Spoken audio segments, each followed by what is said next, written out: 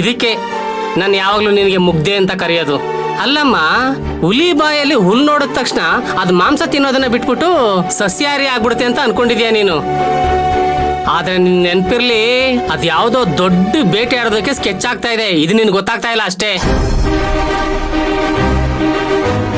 ಇವ್ರುಗಳು ಅಷ್ಟೇನೆ, ಚಿಕ್ಕ ಯಜಮಾನ್ರನ್ನ ಕಾಪಾಡೋದಕ್ಕೋಸ್ಕರ ಈ ತಪ್ಪು ಮಾಡಿದೀನಿ ಅಂತ ಮನೆಯವ್ರಿಗೆಲ್ಲ ನಂಬಿಸಿರ್ಬೋದು. ಆದ್ರೆ ನನಗೆ ಇವ್ರ ಮೇಲೆ ಕಿಂಚಿತ್ತು ನಂಬಿಕೆ ಇಲ್ಲ. ಇಲ್ಲ ಅಣ್ಣ, ನನಗೇನೋ ಹಾಗೆ ಅನ್ನಿಸ್ತಿಲ್ಲ. ಅವ್ರು ಮಾಡಿರೋದೇ ಸರಿ ಅಂತ ಅನ್ನಿಸ್ತಿದೆ. ತೇರ್ಗ ನೋಡು, ನಿನಗ್ ನಾನು ಏನು ಹೇಳಕ್ಕಾಗಲ್ಲಮ್ಮ. ಆದ್ರೂ ತುಂಬಾ ಹುಷಾರಾಗಿರು. ಅವ್ರ ತಪ್ಪನ ಮುಚ್ಚಾಗೋದಕ್ಕೋಸ್ಕರ ಎಲ್ಲ ನಿಂತಲ ಮೇಲೆ ಕೈ ತೊಳ್ಕೊಂಡ್ಬಿಡ್ತಾರೆ. ಆಮೇಲೆ ನರಳೋದ್ ನೀನು. ಅದೆಲ್ಲ ಗೊತ್ತಿಲ್ಲ ಅಣ್ಣ. ಅಣ್ಣ, ನೀವೇ ಯಾವಾಗ್ಲೂ ಹೇಳ್ತಾ ಇರ್ತೀರಲ್ಲ, ಒಳ್ಳೆಯವ್ರಿಗೆ ಪರೀಕ್ಷೆ ಜಾಸ್ತಿ ಅಂತ. ಹಾಗಿರುವಾಗ ನಾನೇನು ತಪ್ಪೇ ಮಾಡಿಲ್ಲ ಅಂದ್ಮೇಲೆ ನಾನೇನು ಕಣ ಹೆದರ್ಕೋಬೇಕು? ಆ ದುರ್ಗಮ್ಮ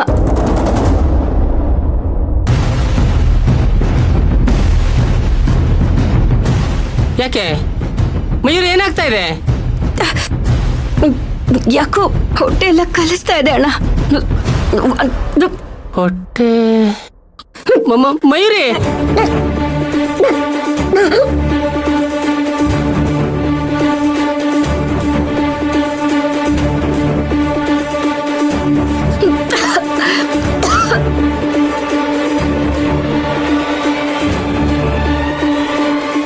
ಮಯೂರಿ ಕೆಲಸ ಮಾಡೋದನ್ನ ನಾನೇನಾದ್ರೂ ನೋಡಿದ್ರೆ ನಿಮ್ಮಿಬ್ರನ್ನ ಕೆಲ್ಸದಿಂದ ತೆಗಿಬೇಕಾಗತ್ತೆ.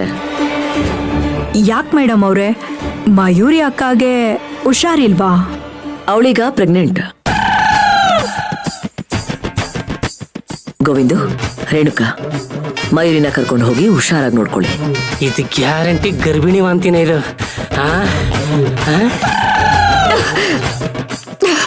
ಮಾಡು ಮಾಡು ಮಾಡು.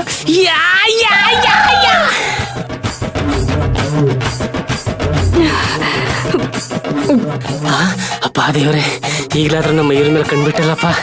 ಹೆಂಗೋ ಎಲ್ಲ ಒಳ್ಳೆದಾರೆ ಸಾಕಪ್ಪ.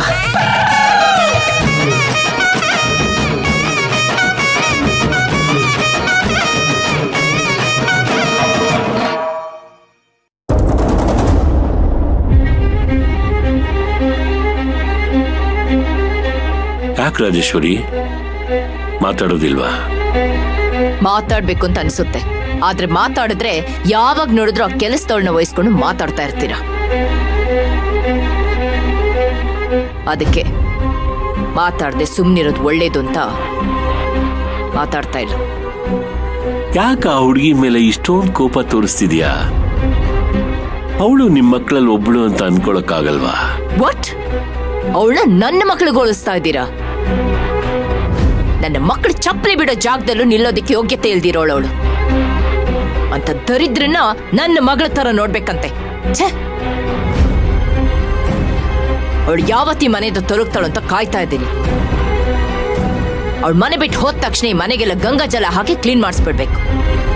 ನಿನ್ ಮನಸ್ಸೇ ಪವಿತ್ರವಾಗಿಲ್ಲ ಅಂದ್ಮೇಲೆ ಯಾವ ಗಂಗಾ ಜಲ ಹಾಕಿ ಏನ್ ಪ್ರಯೋಜನ ಹೇಳು? ನೀನೆಷ್ಟೇ ಪ್ರಯತ್ನ ಮಾಡಿದ್ರು ಅವಳನ್ನ ಇಲ್ಲಿಂದ ಕಳ್ಸೋಕ್ಕಾಗಲ್ಲ.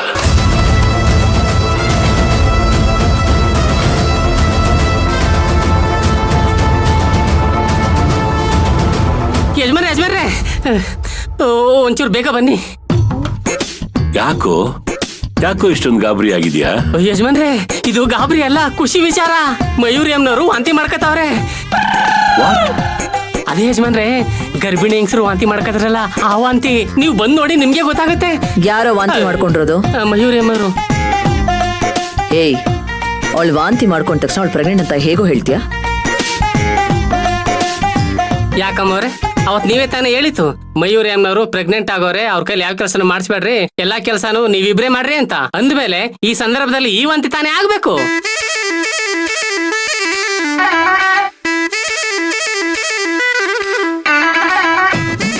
ಓಹೋ, ನೀವೆಲ್ಲ ಆಗ್ಲೇ ಅವಳು ಪ್ರೆಗ್ನೆಂಟ್ ಅಂತ ಡಿಸೈಡ್ ಮಾಡಿ ಆಗೋಗಿದ್ಯಾ?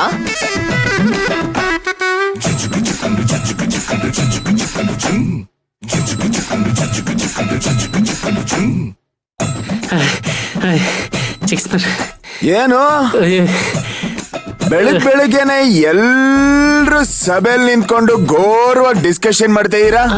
What dad, what's the matter? Tarak, Mayuri ವಾಂತಿ ಮಾಡ್ಕೋತಿದ್ದಾಳೆ.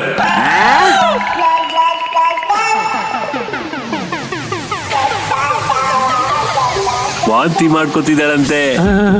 ಏನ್ ಡ್ಯಾಡ್, ವಾಂತಿ ಮಾಡ್ಕೋತಿರೋದನ್ನೇ ಜಗತ್ತಿನ 8ನೇ ಅದ್ಭುತ ಅನ್ನೋ ರೇಂಜಿಗೆ ಹೇಳ್ತಿದ್ಯಲ್ಲ ಡ್ಯಾಡ್.